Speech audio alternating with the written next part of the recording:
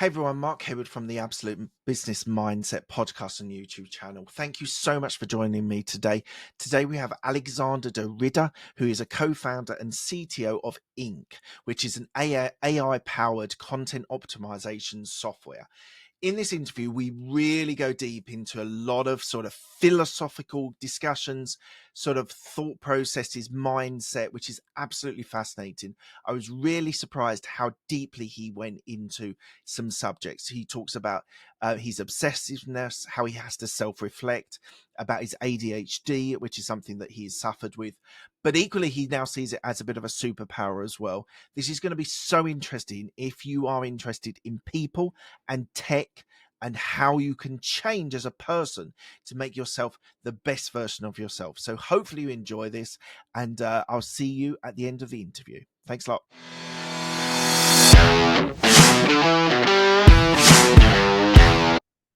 Today we have Alexander de Ridder, who is the co-founder and CTO at Ink. Hello, Alexander. How are you doing? I'm great, Mark. Thank you. Thank you very much for joining me today. We're going to hopefully go quite deep into your numerous businesses that you've run, all within tech, and all some great businesses. And we're going to talk about Ink quite a bit, which is an AI powered content optimization software. But the podcast is called Absolute Business Mindset. The first question is always, what does a business mindset mean to you? Well, fundamentally, a business solves a problem.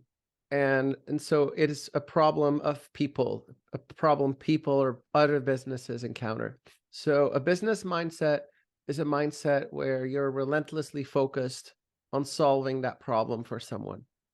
Absolutely. That's a really good, the whole idea of service, I think, is really important, and solving problems, I think, is the bedrock of what entrepreneurs are really looking for and being able to do. So I would wholeheartedly agree with you there.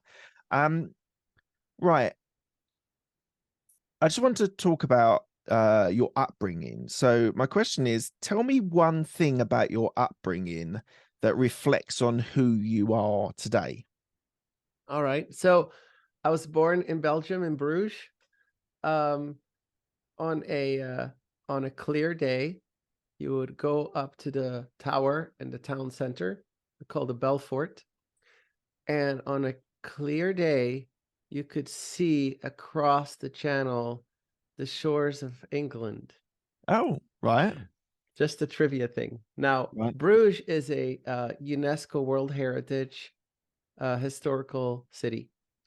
I think in the 1500s or so, at some point, it was one of the, if not the most wealthiest city in Europe for a while. And that was when the sea, the ocean, would be a lot closer land inward than it is today. Okay. And the boats, the trade that would come internationally through the big boats would come almost close to where the city's borders are.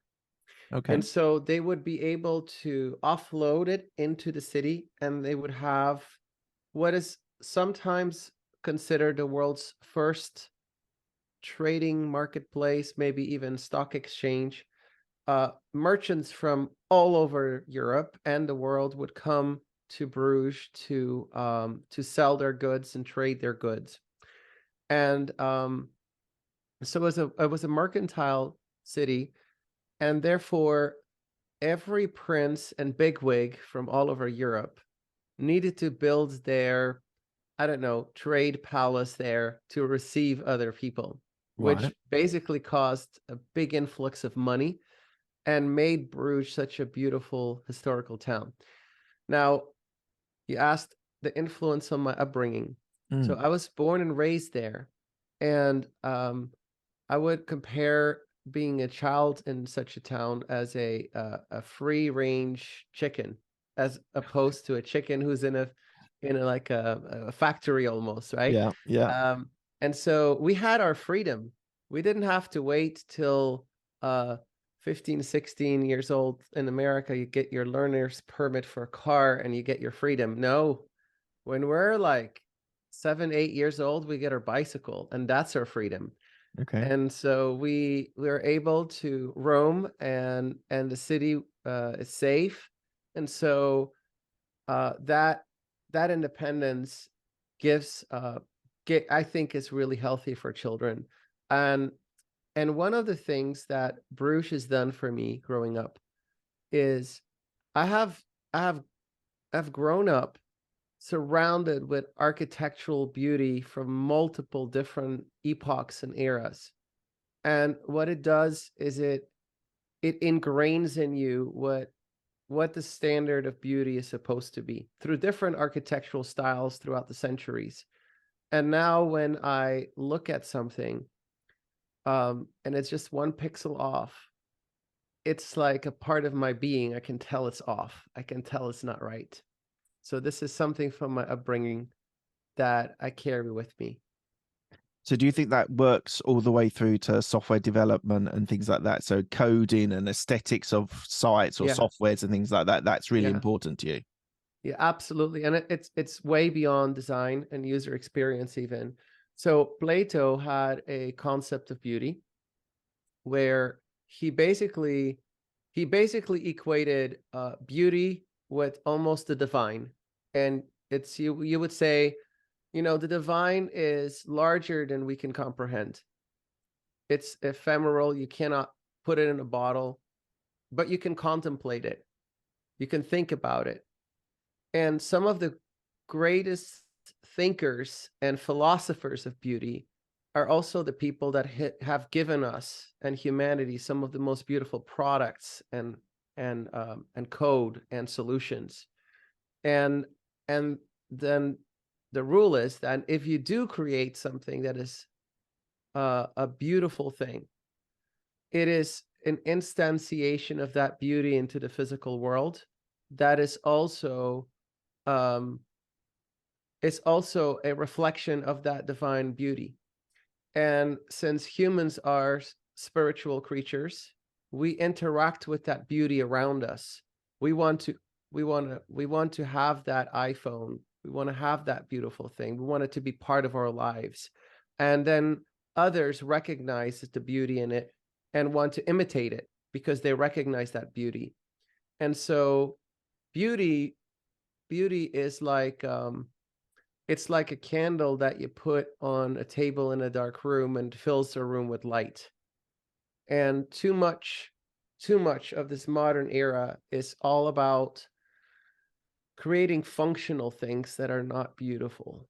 But once in a while, somebody comes around that creates something that is functional and beautiful, and it just instantly captures our heart, and everybody wants a piece of it. And But those are the stories we remember. Alexander, name me one thing in the last couple of years that either you've purchased or you've seen or you've admired that for you really hits home about something that is truly beautiful. There are many such things. Um, and I'm living in technology.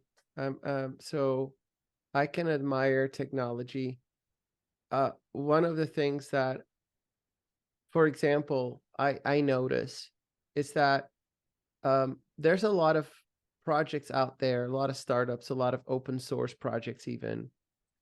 And I started observing how many French open source projects are like actually really beautiful in their code and their structure. And I started to try and think and understand why. And I came to the conclusion it was that same thing. They grew up with an eye for beauty because it is all around them.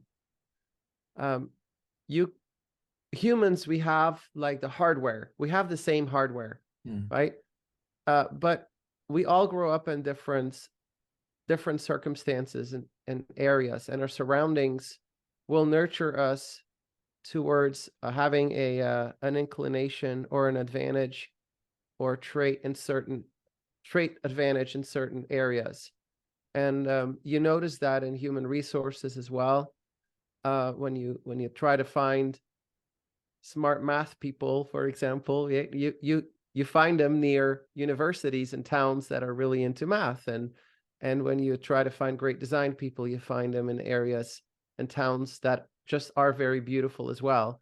And it's so the human beings in other parts of the world have the same capacity, hardware, and so forth, but they did not have the same nurturing. So uh, things that I personally really admire.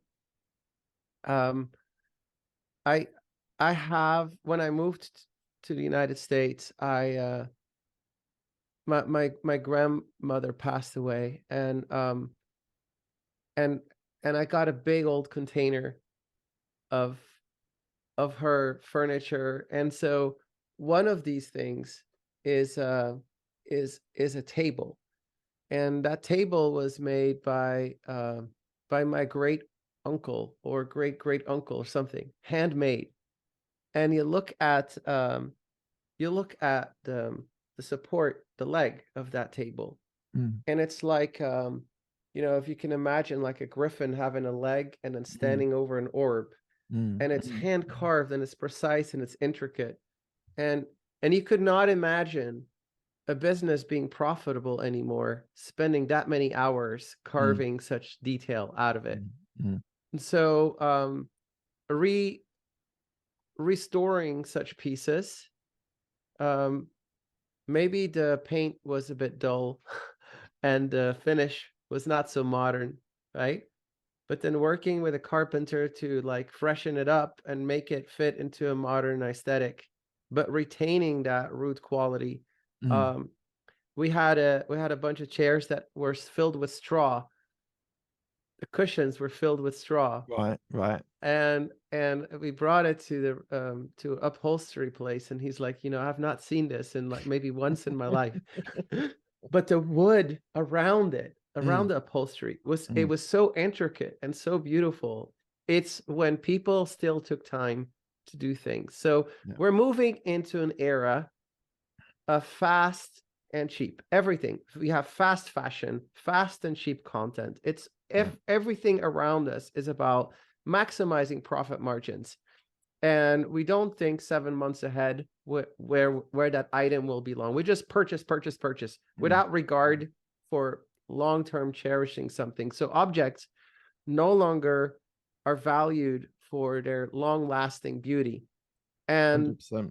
we need to change that. And that starts with businesses. I think a new generation of businesses will come out of this AI revolution of humans rediscovering artisanry, something that an AI would maybe not find efficient, but humans, because we need to be nurtured in more than functional ways, right?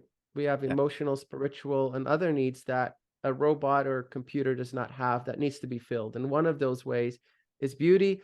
And I believe that there is a real market for sustainable long-term businesses that pay attention to that. Okay. Thank you very much. I've got so many different avenues that we can go down. But let's go with so you started coding at 13, is Yeah, what I read, and then you did degrees in computer science. yeah, So tell me why you chose computer science, computers, coding as your passion. And just as yeah. a side note, the second part is why did you learn Russian at the same time? Okay. So coding. Um, when I grew up, I um I don't think I made too many friends, but I had a few friends. Few but good friends. And one of those friends was Peter. And Peter is how you pronounce his name. Um he was um he was a bit socially awkward, but he got very very obsessed with computers at that time. We would spend time together translating Windows 3.1 to Dutch. Right. And we had our hands on our first computer around, well, like my age at that time was about 13.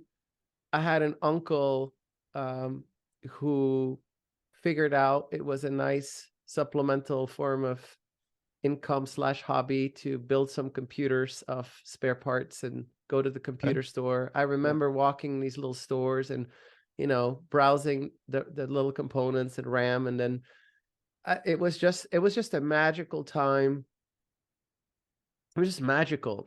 And obviously the first programming languages were like BASIC, and then Pascal, and then Delphi was an object oriented version of Pascal around when I was 16. Um, and then one day I got internet. Now I already had access to internet from the library, uh, because my dad was, I would say, a late adopter. Okay. But when I had the internet, my mind was just blown with what you could do there. And I realized it was the future. So I fell in love with technology at an early age. My dad is actually a world famous hairstylist, and he's climbed the tallest mountains of his industry, recognized for all that. I couldn't I couldn't climb that same mountain and ever exceed him. It's not possible. So I had to find my own hill. I had to find my own place. And for me, technology was that technology was that canvas for me. Mm. And so this is one, like a real true love for what you can do with technology. And then the second part of it is I've always really been a bit of a philosopher. Maybe you can tell, I but can tell, yes. This was not originally where I thought our conversation would go, if I'm right. totally honest, but I love it. Go for it. And so one of the things about that is I'm very self-reflective. I try to understand when I do something I'm not proud of, I'm trying to understand, why did I do that? Mm. Why did I make that choice?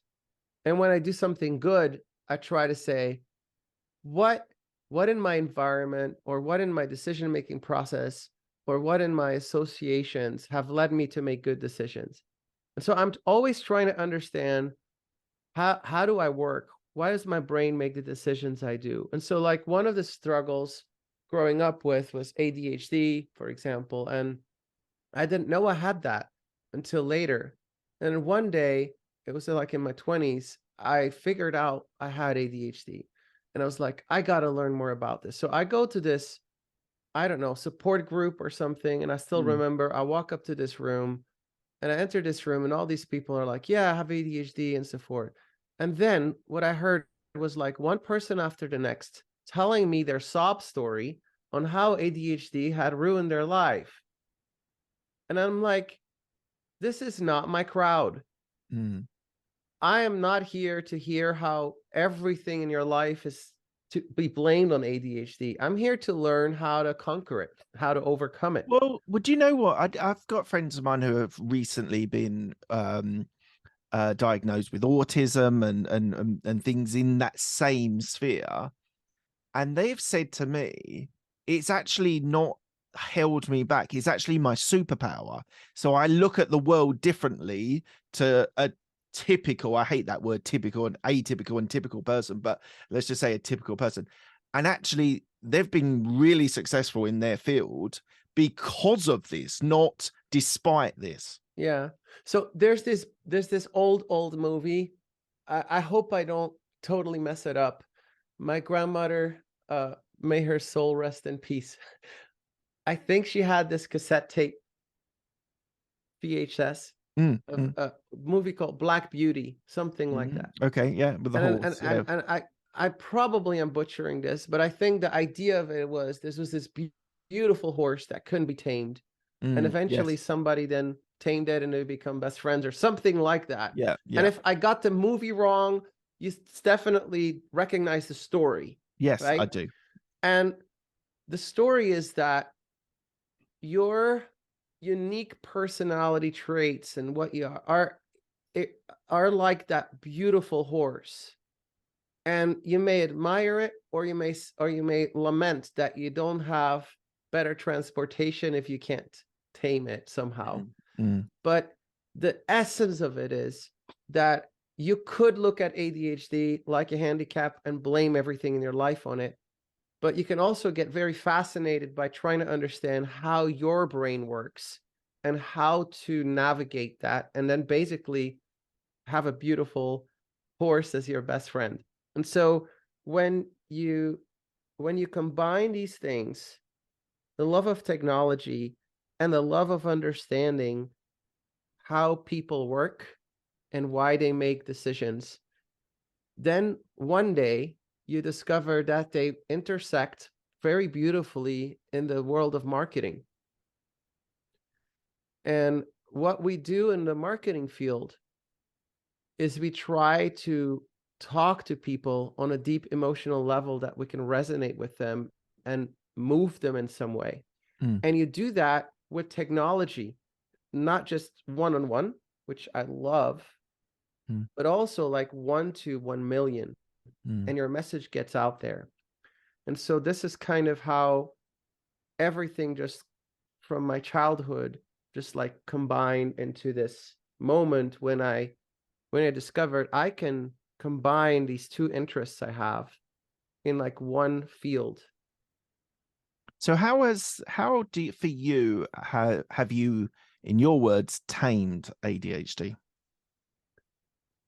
Um, well, the first thing is you have to embrace yourself and love yourself. It took me a while. I don't think I learned to love myself till like sometime in my 20s, or at least come to peace with who I was. Um, Maybe rationally earlier, but like it's important to love yourself. And this cannot be said enough, but if you're looking for other people to just fill a void in your life because you're not happy with yourself, happy people attract other people, want to be around you. And so it's like gravity.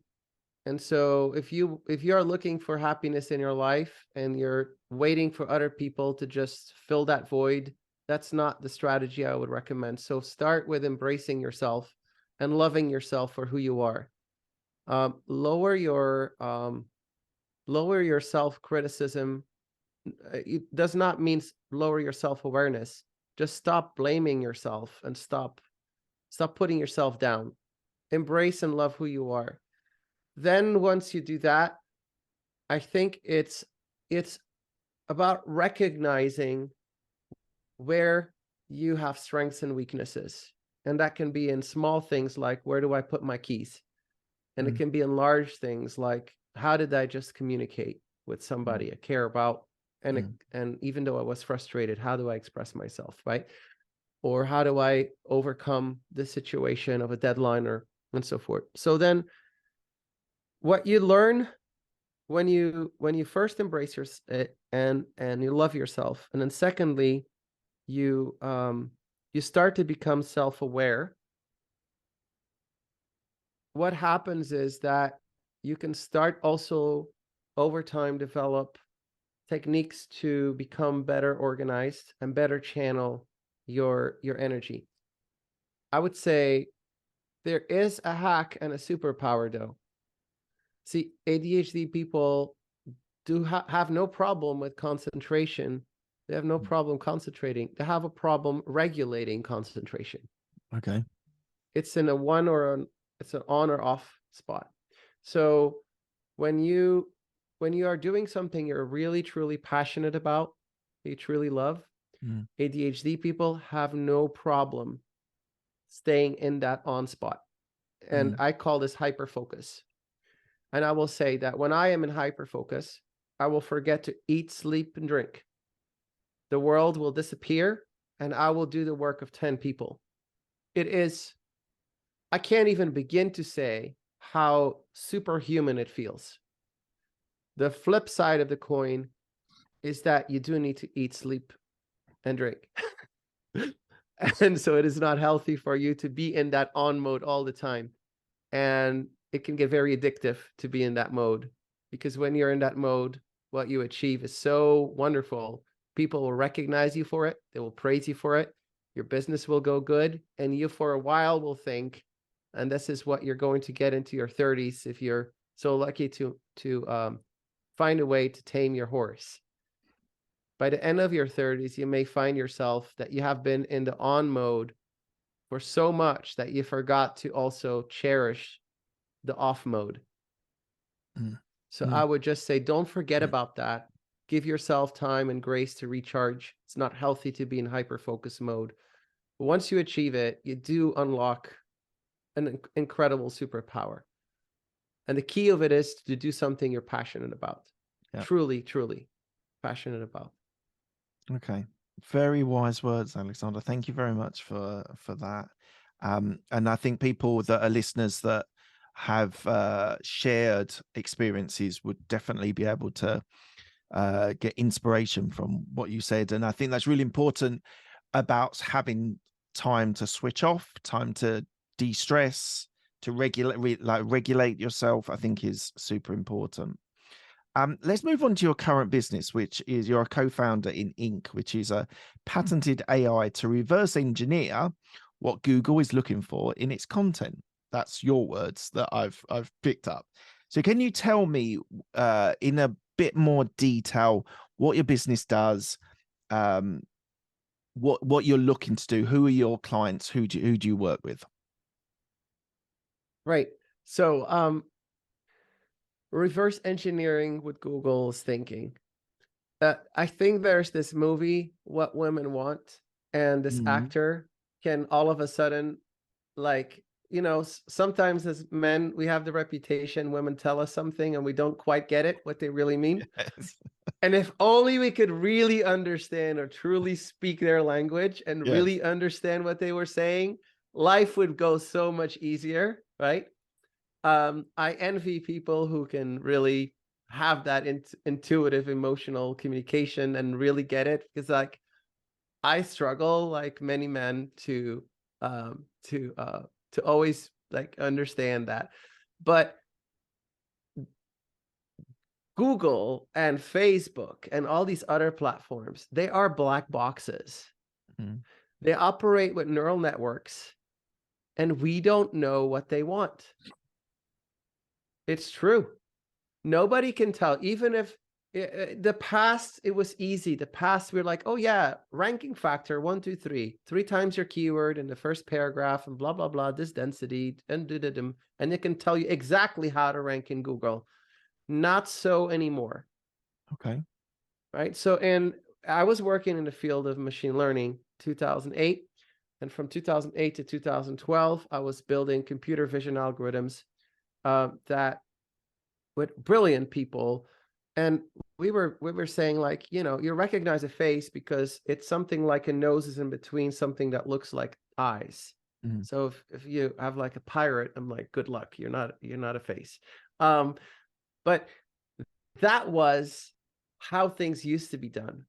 And then there was an innovation called CUDA, and somebody figured out that you can use graphic processing units like the ones you use for computer games to train a neural network on a data set, and it could make its own conclusions on Right. why this looked like a face. All you had to do was say, here's 1,000 pictures and here's where the face is, and the AI would figure out for itself Yeah. what a face looked like. I didn't have to teach it, oh, look for this and look for that feature anymore. Yeah.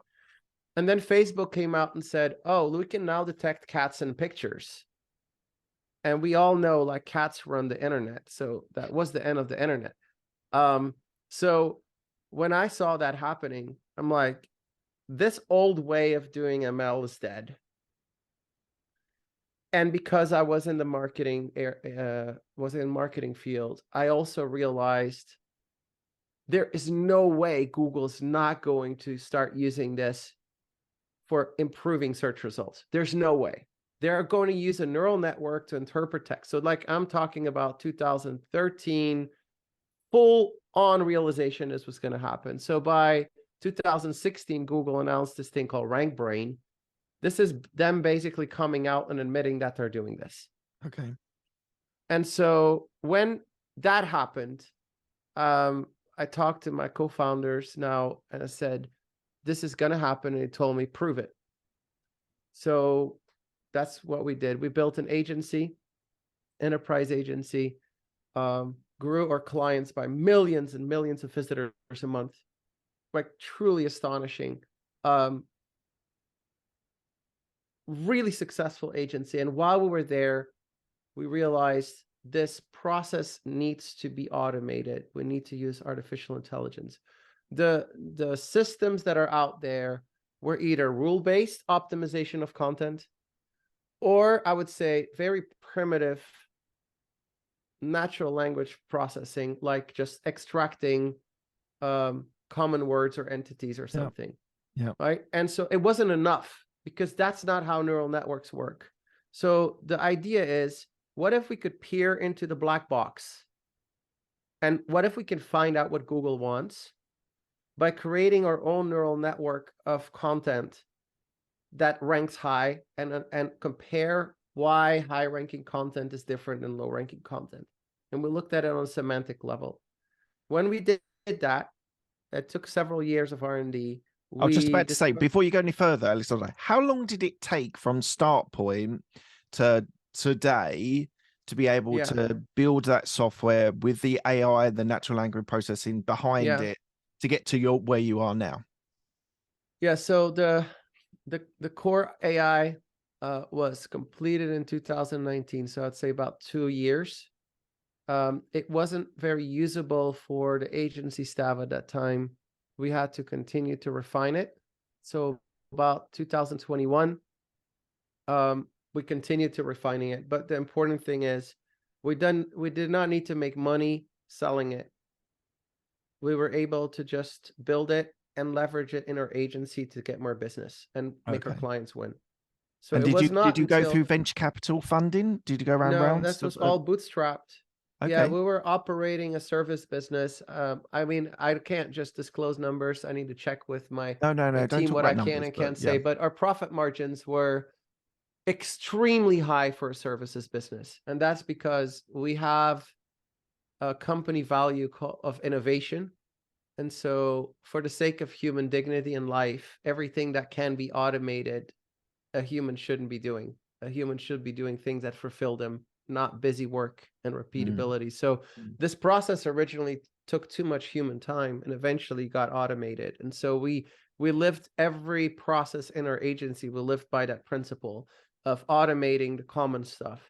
And late 2021, November 2021, so a year and 4 months ago, we sold that agency and spun out the technology. And then last year, we spent a year of turning that technology into a consumer product, something that people would want to use. And so today, inkforall.com is available to consumers, and it's basically the kind of technology that powered people's websites, that helped agencies grow them by millions and millions of visitors a month. It's now available to so you've got this everyone. This is the free version that you're talking about, is it? Well, there's no free version right now. We did a free version while we did the agency and did not need to monetize. Ever since we need to pay the bills, we need to charge for it. And so the agency was Edgy Labs, that's right, isn't it? Correct. Yeah. And so that was founded with the same people that the co-founders are the same as Ink. Yeah. If you find amazing co-founders, you tend to do more stuff with them. Absolutely. So as marketing, it seems to be a theme through the last period of your life that marketing has been super important with your agency, with what you're doing now. Now, most of my listeners are business owners or entrepreneurs. They see the value of marketing and sales being super important to be able to build a successful business.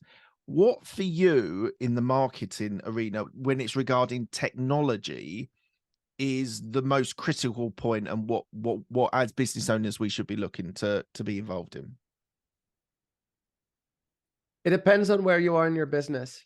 So let's just say a B2B business, for example. If you're just starting out, the most important thing for marketing is truly, truly understanding the one thing you solve for your customer and who is the starving crowd for that. Too many companies are, when they start out, are all over the place, and they are too excited about too many things and fail to focus on that one thing that sets them apart. And oftentimes, worse products end up winning the market because they just focus their messaging on that one problem that their core customers have, and then they're puzzled, like, why didn't we win the market? We're obviously better. Well, it's about your messaging and your targeting. Um, in our product, we help users with that by encouraging, with our tool, keyword research that is targeted around solving an audience objective. So Okay. before we do keyword research, you don't just type in a word, hit enter. You also you'll get some AI help to brainstorm your audience and brainstorm the objective. If those objective and audiences do not align with the thing you're selling, don't even start, right? Okay.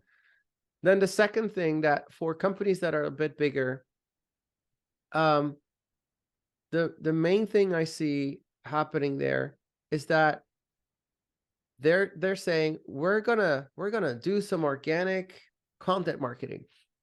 Let's start writing.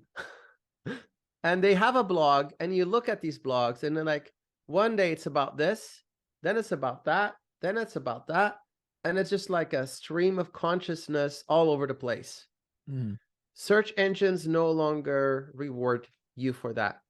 Okay. You might as well just write it in your diary and leave it in your closet.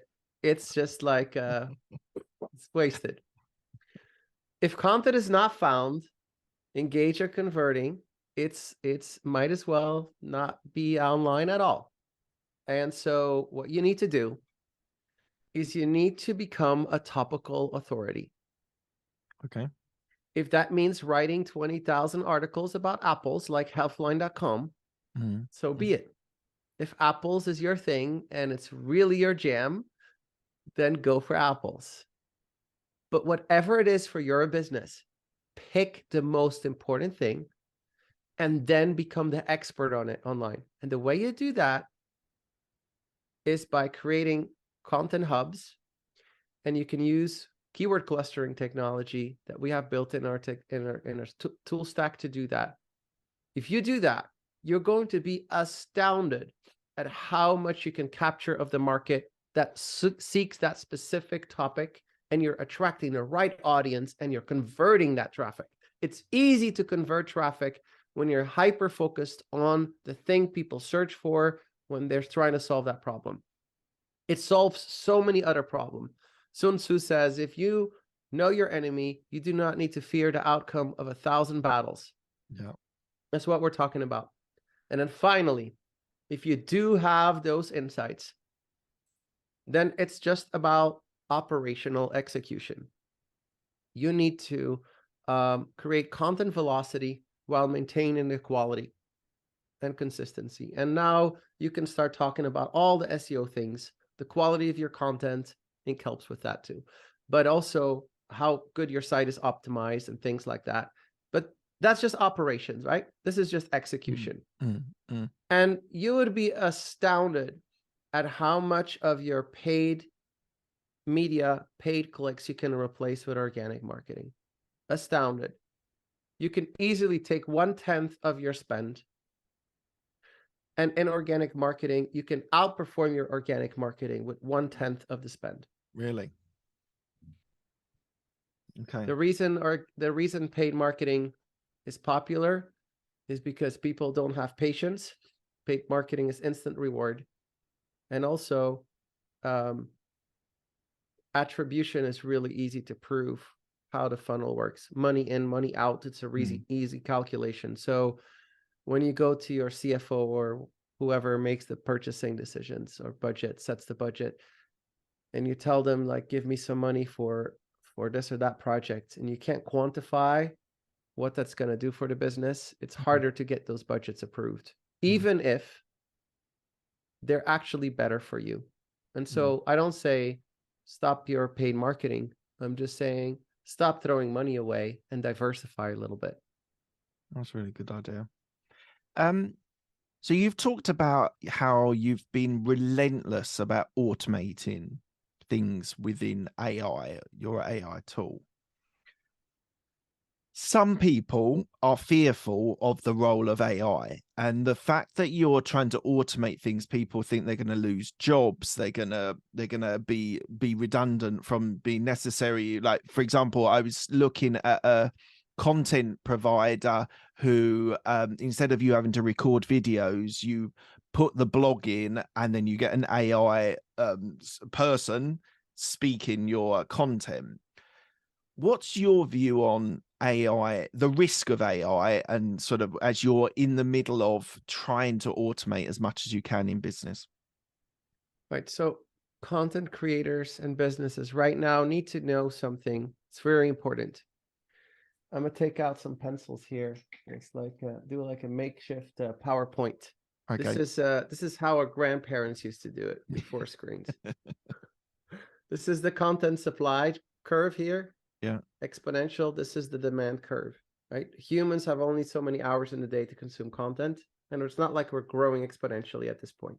Yeah. Content supply with AI is growing like this. So what do you have? Supply and demand, Yeah. signal to noise ratio. The gap between it is called the performance gap. Your content gets lost in the noise Mm, exponentially more. mm, The most important thing that you should keep in mind with AI and the role of AI and the risk of AI for your business, and when it comes to content marketing, is how are you going to remain relevant, that you are the 1 out of a million that still gets found and right. consumed by these people. Right. And that is content performance. Everybody is hyping about AI generation, but without optimization, your fast, quick, amazing, one-click button essay, whatnot, will not be read by anyone. It is the carbon dioxide of the internet. Right. So performance is going to be very important. Invest in quality. Invest in unique insights and data. You will be rewarded for it 1,000-fold. Your Right. competitors are all falling in the trap of, hey, I can push a button and I have an article. Mm, You swim against the water, and against the stream. mm, Focus on quality. right. You do that, you're going to win. Now, the question of AI in general and what impact for business is going to be outside of the marketing space and for society in general, it's a very large topic we can easily spend an hour talking about. Sure. It is going to be one of the most disruptive experiences of our lifetimes. It is going to challenge political theory, economic theory, societal theory. It is going to even accelerate our notions of what is a human being, and accelerate transhumanism. It is going to unleash a number of events in the world in sequence. The first thing is going to eliminate scarcity of knowledge workers or knowledge work. What happens when supply becomes infinite and demand is not exponentially increasing? The value plummets to a commoditization, right? That's phase one. Phase two is going to be a post-scarcity society when it comes to labor. Phase three is a post-scarcity society when it comes to raw material with space mining and things like that. Okay. So in each of these three phases, the world is going to radically have to rethink social order and big philosophical questions and how to organize society. What works today will not work tomorrow. The ideas may be repurposed, but they will have to be radically rethought. It's likely going to be the generation of like our children who are going to probably come up with these frameworks. But in each phase, in the phase that we are entering right now, is the transition to a post-scarcity knowledge economy. And that transition will initially affect, I would say, low knowledge workers and specialists to an extent. They will disproportionately initially affect countries that are, I would be describing them like rising economies. Okay. A lot of the rising economies are seeing their economies grow by trends of wealthier countries of offshoring, I would say, human intelligence required, but lesser knowledge specialization. Mm. And that is the first front of this wave. They will, if you're at the coastline when a hurricane comes or tsunami, you're first hit. They're Yeah. going to be first hit. Okay. That's going to create an imbalance in the world economy and cause human tragedy unless we find a way to offset the economic impact for those people. Then that wave is going to come to the West, as it's going to also start affecting knowledge workers. It is unfair, and it is, in fact, inhuman for us to tell the knowledge workers of the world who are affected as such something to the equivalent of learn to code. Not everybody can reschool 4 times in 10 years as AI continues to be more efficient. Yeah. And so we're going to have to really grapple with that. And then in automation, it's the same thing. You know, automated manufacturing combined with a demographic crisis in Asia Mhm. is going to basically really accelerate that transition to robotics, a robotic future. And so the second wave of scarcity is going to follow quickly after that. Anyhow, how it's going to look like for a business Can I just say is, one thing, Alexander? I think the important thing for people that are listening to this is that we've been through cycles of change before. We had a huge industrialization where you could build cars and you'd build manufacturing, and people lost jobs in the farms, in the fields. And yes, there is always that, what you've said, that people say, oh, well, you should just retrain to go into this or go into that, which, as you say, is not always fair. It's not always able to. But we are at the cusp of change actually happening within society, within finance, within economics, within supply, within most industries. And I think it's really important that we, instead of being fearful and scared of it, we should try and embrace it, and we should try and use that technology, and rather than be fearful of it, try and use the benefits and be able to embrace these sorts of technology. So I do think, as the human race, as the West, as being a human being that is going through this revolution with AI and blockchain, for example, the 2 prime examples that I've been aware of and seen in the last 10 years, I think people, all right, yes, it's hard to retrain to become a coder to get into the area, but I think it is important that we should be trying to embrace the technology rather than be fearful and attack it. yes. And so the first way that the first way we're going to see this take impact in the industry is businesses are going to be able to do more with less people. And so capitalism still drives the world. Yeah. So if people become 10 times more efficient, you can imagine there will be 10 times more startups competing with you. And you can imagine that the cost for those services might decrease 10 times, right? Because remember, anything that it relates to scarcity has an economic effect. Absolutely. So prices should theoretically plummet for several knowledge type work. Yeah. And also competition will get a lot more fierce. So for businesses, this will be something to deal with. How can you, so I want to point this out. The individual, this current generation of AI will not replace any human job. Okay. It will instead be operated by a human, and will make that human 10 times more efficient at doing that job. Right. Now, future generations of AI, and I don't know how to time this because everything is on an exponential timescale currently, but future versions of AI could potentially replace some jobs. But I think that the initial wave is definitely going to be requiring an expert human, fill in the blank, whatever the job is, and just make that human more efficient. Right. But that also means that if that person can now do the job of several others, that these other resources are no longer needed.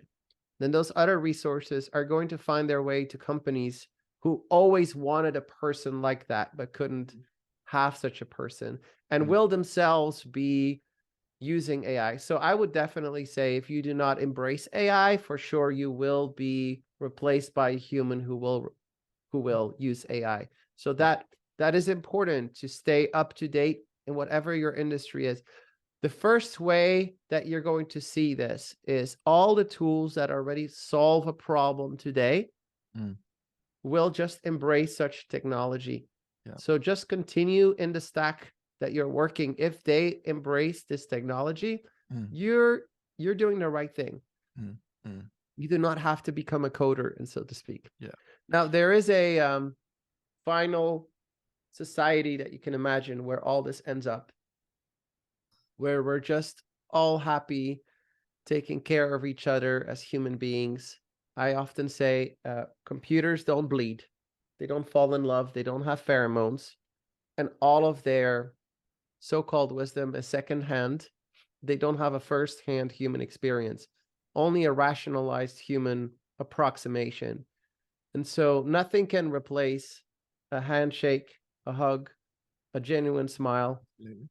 And I think that potentially the future for humanity is one where we have an opportunity to lean more into what makes us human. Because let's be real, since this morning, 8 a.m., I have been in a few meetings and I have about 200 emails that are unopened right now. We were not made for that. This is unnatural. And I think that we have an opportunity, and it is truly an opportunity, but also a warning. When we can create the future of humanity, we have an opportunity, we have a fresh canvas to imagine the type of world that we want our great-grandchildren to inherit, just like great thinkers of old have paved the way for the freedoms that we enjoy today and the life we have today. I think we do have a responsibility to navigate this in a responsible way for future generations. Absolutely. Look, Alexander, it's been amazing speaking to you today. We're coming to the end of the interview. I asked the same 6 questions to all of my guests. They're quickfire questions. They don't need a quickfire answer. The first question is, what's the best decision that you've made?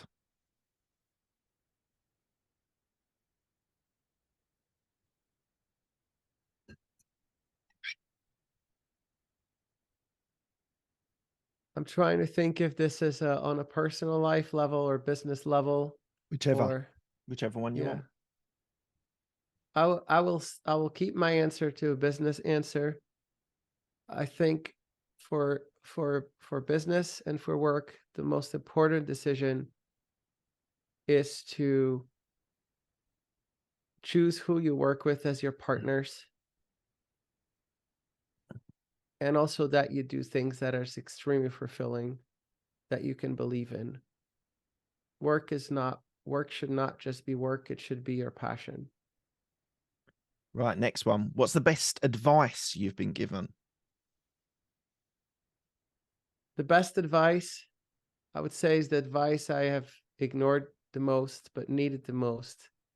And it is to really learn to slow down at times. People keep repeating it, but without a clarity break, you tend to just see the trees and not the forest. And it is very important to take care of yourself. And so Maybe to all the ones, maybe you should start a gratitude list. maybe I should. Now, to everyone who keeps telling me this advice throughout the years, thank you.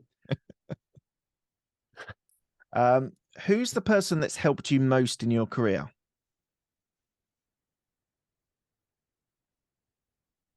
No, honestly, I think it's my business partners, both of them in different ways. I think that when you go in business, there's like a trinity of things you need in a business. You need an amazing operator, you need a revenue person who can open doors for you, and then you need some kind of visionary or technology person or whatever, a person who can get stuff done, right? Mm, And has some vision about how to get that done. It's very hard to do all three things. Even if you're talented and capable, you don't have time to focus on those three areas. I was fortunate enough to find business partners who are complementing me in the operational and revenue side. And I have learned so much from both of them. there's From a book, Alexander, called The E-Myth, which I think all entrepreneurs should read. It's by Michael Okay, Gerber, and it's a very similar thing. You have a practitioner, you have an operations person, you have a visionary, okay, and that's how you create a successful business, is yeah. by having those three practitioners, those three different people. So I think that's really good advice. Next question is, tell me about a regret that you have. Um, I don't really do regrets. Okay. Um, you only should when you really mess up, you can only really mess up if you treated another human being with less dignity than they deserve. And then you need to go and apologize and make right with those people. But when it comes to business and what you do and everything else, regret is not appropriate when it was an opportunity for you to learn and grow from it. Mm, And you should only have regret if you did something that was not helping you grow, that did not also help you move in the direction you wanted to go. absolutely. And so I try to learn from my experiences, and I do feel like I have grown from them. So I would say that even if the things I do today don't work out, I will not have regret.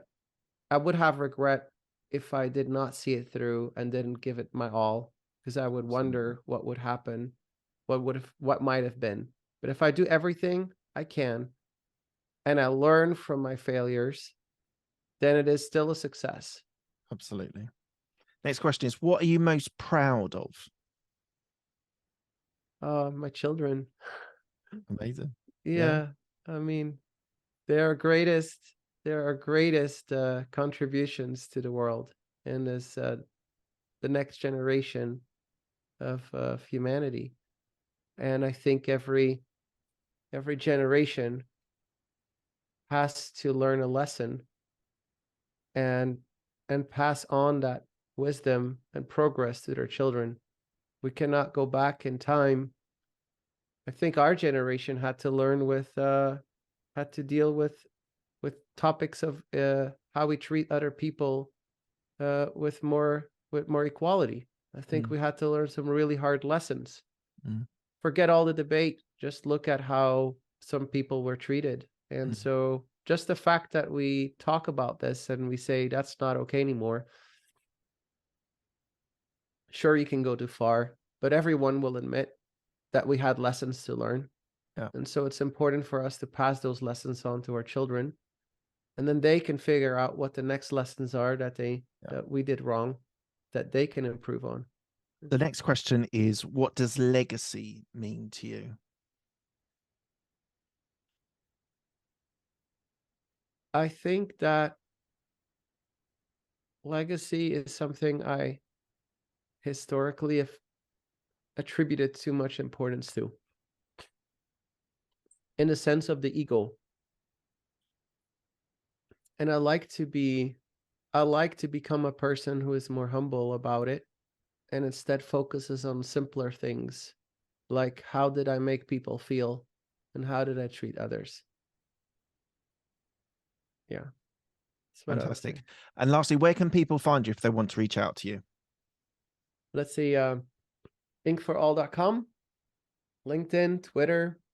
We have a Discord server, a Facebook group. Or you know what? Just email me, alexander@inkforall.com. I'll reply. That's amazing. Somewhere between my 200 emails in the Yeah. morning. I'll do my best. How about that? I won't promise. No, I I'll think do my that's best. absolutely fine. I think that's absolutely fine. Thank you so much for your time, Alexander. I was not expecting such a philosophical conversation. It's been really enlightening. I think you are an amazing human being, and that whole point that you started on, that you try to self-reflect on things you do well and things you suffer with and struggle with. I think that is an amazing thing, that as a not just someone in business, an entrepreneur, but just as a human being, we should try and think about self-reflecting, thinking about our strengths, thinking about our weaknesses. I think it's a great lesson for all of us. Thank you so much for your time. Thank you. Bye. Bye. I really hope you've enjoyed that content. It's a really fascinating interview that I've done there. So please do, if you are enjoying this content, please do give it a like. Please do give a subscribe. It'd be really good to boost the subscriptions. It really makes a difference to the algorithm in YouTube. So thank you for that. If you do hit subscribe, hit the bell icon and you'll get all of the content. You'll get notified when all the content is available. Thank you so much for your time. It's really appreciated. Thanks a lot.